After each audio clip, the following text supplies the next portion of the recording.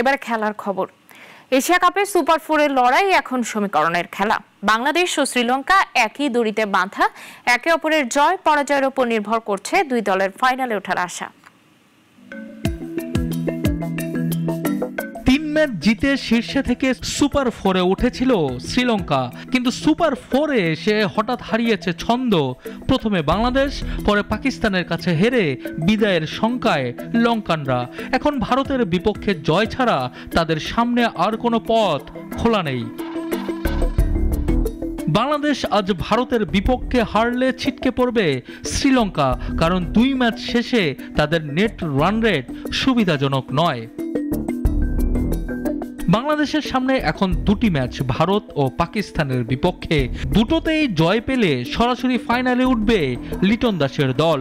একটি ম্যাচ জিতলেও বেঁচে থাকবে আশা।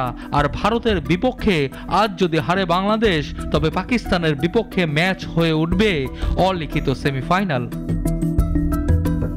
পাকিস্তানও সহজ পথে নেই। শ্রীলঙ্কাকে হারালেও নিজেদের ব্যাটিং ধস নিয়ে চিন্তায় আছেন অধিনায়ক সালমান। ফাইনালের টিকিট এখন শুধু মাঠে নয়, সমীকরণের বোর্ডেও লড়াই করছে বাংলাদেশ, পাকিস্তান আর শ্রীলঙ্কা। শেষ পর্যন্ত কারা জায়গা করে নেবে শিরোপার মঞ্চে, সেদিকেই তাকিয়ে ক্রিকেট ভক্তরা। সানি আহমেদ, নাগরিক।